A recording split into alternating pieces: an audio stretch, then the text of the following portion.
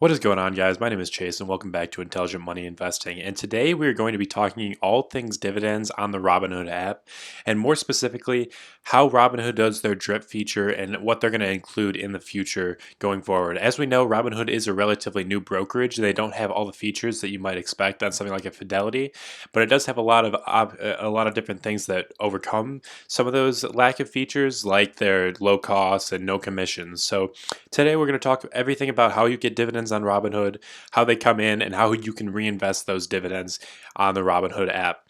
So, just to be clear, with Robinhood, there isn't an actual drip feature as of now. Right now, the way dividends roll in is if you own a stock that pays a dividend or an ETF, like I specialize on in this channel, you will get a notification that says, "Oh, like here, DIA scheduled the dividend payment." And if you owned the stock before that scheduled date, that ex dividend date, you will be credited that dividend payment. As you guys can see here, DIA at the top right here will pay a dividend of 17 cents on February 10th, 2019, and that is scheduled. So, and I had owned it before the ex dividend date. So I will receive that payment. As you guys can see here, ADV paid or scheduled one as well.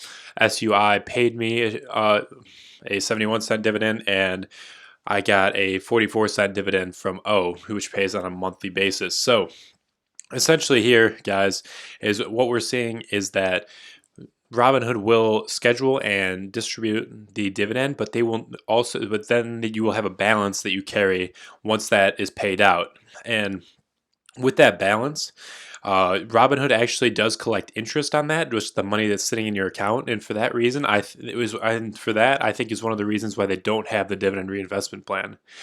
As you guys can see in an article here, Robinhood doesn't currently support a dividend reinvestment, but we may in the future. We'll be sure to upgrade you when this feature is available. And one of the reasons that I think that this drip feature isn't included on Robinhood yet, like almost every other brokerage has, is because Robinhood, one of their main revenue sources is on their low, or they're collecting interest on that money you have in Robinhood but not invested yet.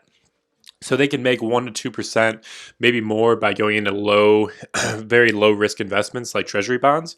But they'll absolutely eliminate that source of revenue if they start allowing dividend reinvestment plans, because people won't carry balances in their portfolio anymore. And with a drip, it does allow you to get fractional shares, which is a great thing, especially for younger investors, because you can actually get that extra few dollars that you have in your account into the market, and to be collecting you more income and capital gains going forward. So as of now, Robinhood does not have a drip, but we are hoping that Robinhood will maybe see this and prioritize that going forward. I know they're probably not super eager to, because it will eliminate one of their income sources, but it's one of the things that they really need to stay competitive. And one of the reasons why I myself am working on opening up a Fidelity account, because I want to be able to long-term drip invest in a way that's going to compound my interest over time. Now, if you guys want, I will go into more specific examples as to how drip can help you in the long run.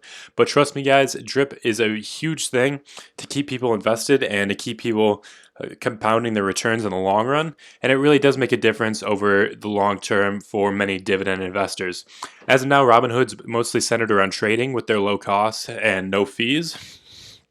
But if they want to raise their average account balances, because I believe it was estimated that Robinhood's average account balance is about $5,000 to $6,000, where a Fidelity or a Schwab are north of $100,000, then they're going to need to make some changes in order to stay competitive. So that's what I've got for you guys today. I hope you guys enjoyed this video. Please drop a like and comment if you enjoyed. I read and respond to every comment, so I'd love to hear your thoughts down below. And definitely subscribe if you'd like to see more. All right, guys, thanks for watching.